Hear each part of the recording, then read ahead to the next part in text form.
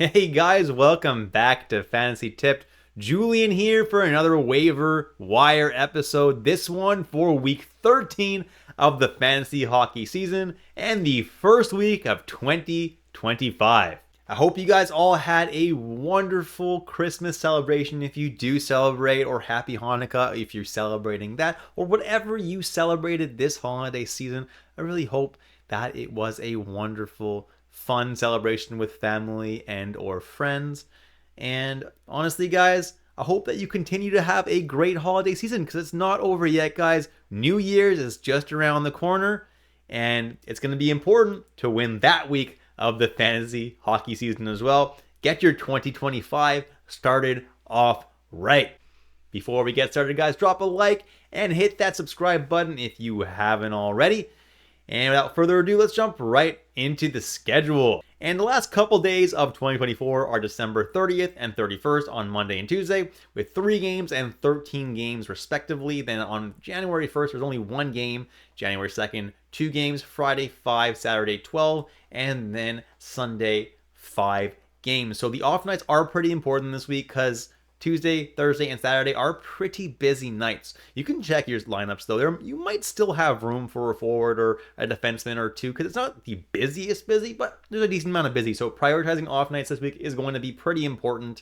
And to do that, you're going to want to pick players from the following teams: Anaheim, Nashville, the New York Rangers, Chicago, Florida, and the Pittsburgh Penguins. Anaheim, Nashville, New York all play 4 games with 2 off nights, and then Chicago, Florida, and Pittsburgh play 3 games with 2 off nights. As for a bad schedule, Ottawa and LA don't really have the best schedule, since they do only play 2 games this week. However, at least one of their 2 games is on an off night, which makes it not so bad if you do have some LA and Ottawa players. Obviously, don't be streaming players from these teams though this week. Jumping into forwards, Kirill Marchenko of the Columbus Blue Jackets has been absolutely phenomenal all year, scoring plenty of goals. Top line, top power play deployment is an excellent add. Frank Vatrano, for those off nights that Anaheim has, is their best player. Top line, top power play, gives you a save floor with shots and hits. I like him a lot. Macklin Celebrini has been absolutely unreal as of late, scoring lots of points. Top line, top power play time over there. Definitely an easy add if you can fit a natural center in your lineup. Rickard Rakell's got that triple eligibility, which is amazing, and it has been producing like crazy on that top line and top power play with Sidney Crosby. Gabe Vilardi of the Winnipeg Jets is hot now, and you guys know that when Vilardi is hot, you add him. When he's not, he's hard to own, but when he's hot, he's great.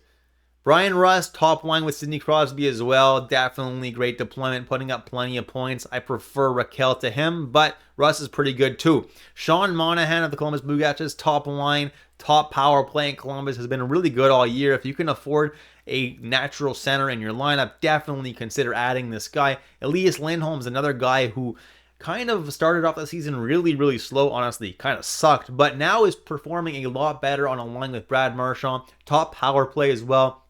Expect this dude to pop off in 2025. We have all seen how good he could be in the past. And Jonathan Huberdeau, still producing. As long as he's putting up a point per game like he's doing right now, he definitely can be rostered in more leagues.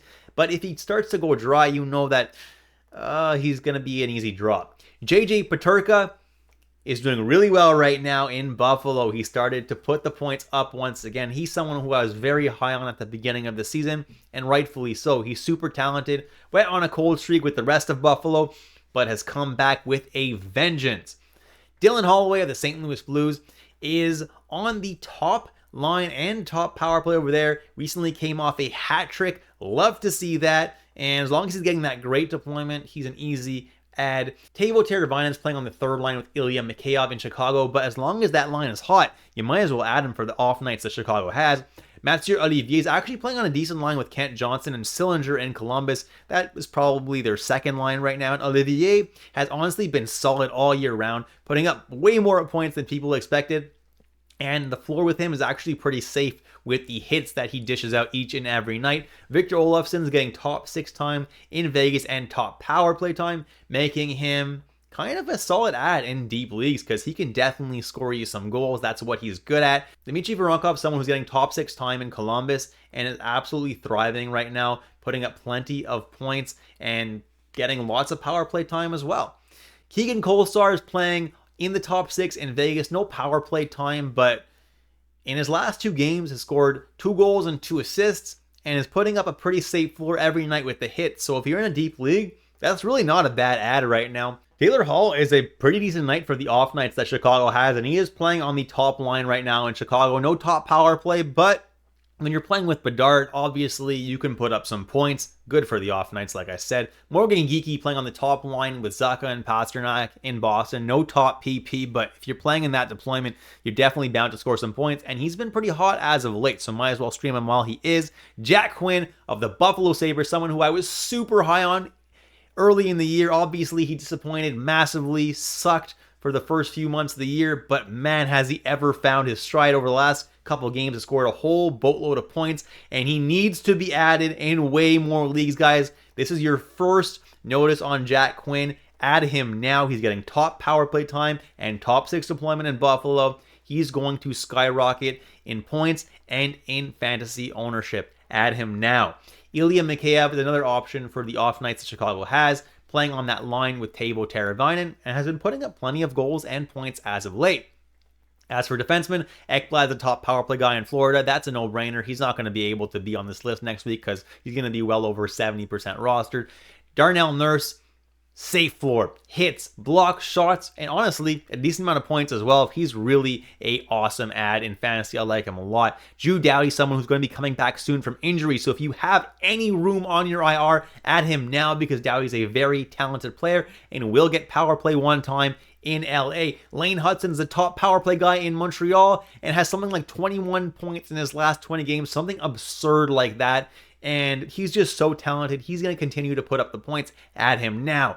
Radko Gudas of the Anaheim Ducks and by extension Jacob Trouba are really good safe floor guys in Anaheim. And if you need safe floor guys for the off nights that Anaheim plays, really solid options. Connor Murphy is another really safe floor guys, and I mean really safe floor. Lately, he's been putting up lots of peripherals, blocks specifically, and more points than you would ever expect from a guy like Connor Murphy. Really a great ad for the off nights and in general if you're in a deep league.